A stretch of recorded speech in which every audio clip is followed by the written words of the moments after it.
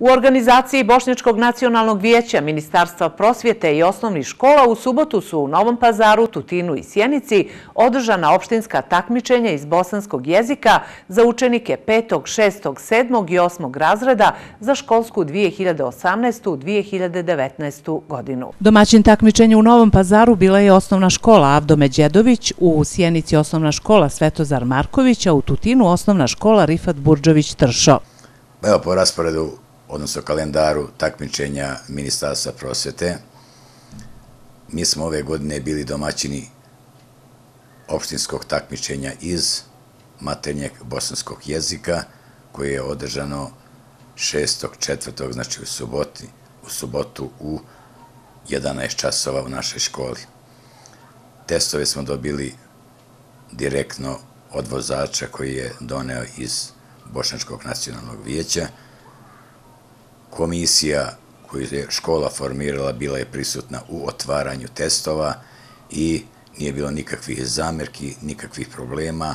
Formirali komisije za dežurstva, formirali komisije za pregled testova i kažem još jednom što je posebno drago, što je odziv bio dosta solidan, što je među kolegama vladala jedna izuzetno dobra harmonija i kod dežurstva i kod pregleda testova.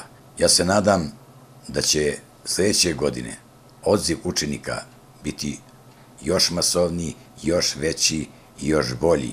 Ja ovim putem želim da čestitam svim plasiranim učenicima, a ima ih negde 6 ili 7 u svim razdima, da im čestitam na uspehu i da naravno na republičkom nivou pokažu i dokažu sebe u prezentaciji, odnosno u znanju svog maternjeg jezika. Kao i ranijih godina, takmičenje iz bosanskog jezika imalo je za cilj da afirmiše najkvalitetnije rezultate u nastavi bosanskog jezika, da podstakne učenike na sticanje trajnijih lingvističkih znanja o maternjem jeziku, kao i da razvije saznanje o značaju književnog jezika i jezičke kulture.